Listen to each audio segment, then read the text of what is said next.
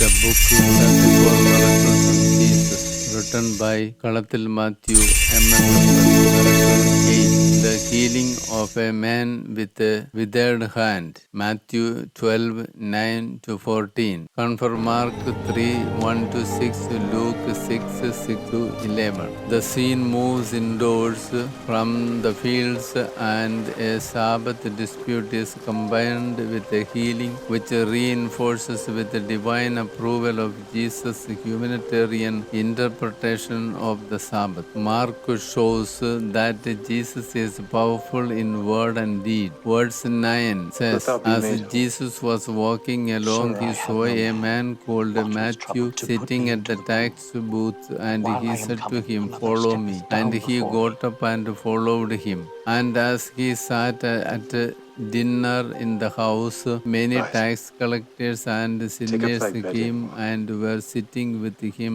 and his disciples. Matthew 9:9-10. Compassionate Jesus cures a man with withered hand on the Sabbath in the synagogue. He does it purposefully to teach them that the Sabbath is for man and not man for Sabbath. Anyone can do good works any day. Sabbath regulations are of that importance when it is a question of doing good works or saving a person's life. Jesus shows the real Sabbath by using healing. Jesus makes clear that Sabbath is not a hindrance for doing good work. Jesus creates a revolution of good, obeying the laws. The Pharisees turn against Jesus, telling that he goes against the law.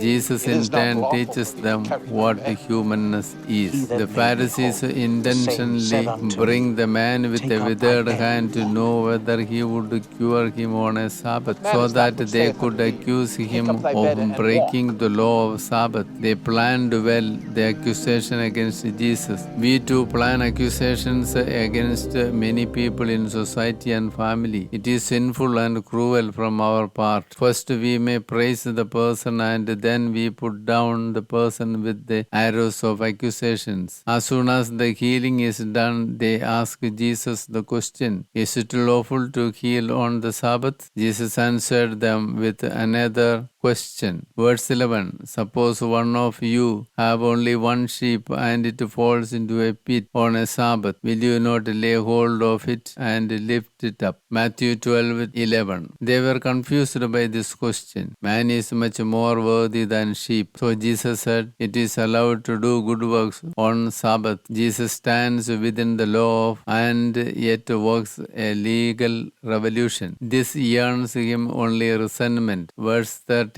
Go and learn what this means. I desire mercy, not sacrifice, for I have come to call not the righteous but sinners. Matthew 9:13. God is not happy when man suffers, yet we know that suffering is part of a divine plan. Crucifixion of Jesus is in the divine plan of God. Will of God is accomplished when we surrender our suffering before God. Then God will support us and give the strength to suffer. By healing the withered hand, Jesus alleviates the suffering. He breaks the Sabbath in order to do good for man. The sin of the Pharisees was their unwillingness to do good for others. The Pharisees were filled with wrath at the healing service. They plotted to kill Jesus. They discussed the matter with Herod. The Pharisees failed utterly in the pre-planned plot against Jesus. They were not able to prevent and disregard Jesus in any way.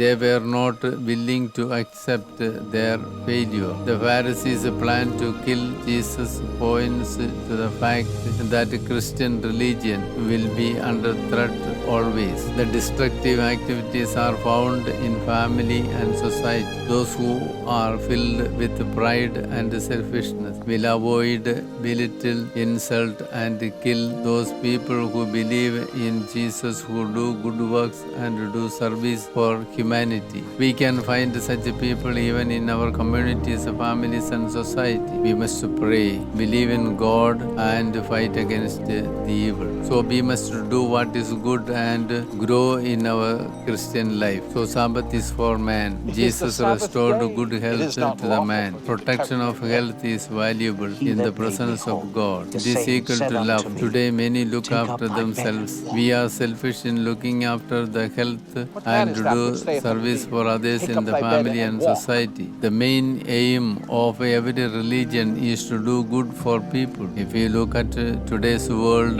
we understand that in many cases the world hates those who do good works. In what direction does the modern world move? We see many terrible incidents, justice denied, no one has faith in others, moral values are lost, sexual harassments, judgments are under the shadow of doubt, atrocities, attacks on the poor and poor women, children and widows, and many untrue methods are used to amass wealth, money, authority, and position. Many do not search for truth but for luxurious life. Certain people have not learned from COVID-19. Still, family has no time and interest to guide, love, and care for one another. Selfishness and pride have increased. Do we speak and murmur against God? Through this miracle, Jesus brings down the kingdom of God. It teaches that the great matters of Christian life are love, humanness, and doing good for others.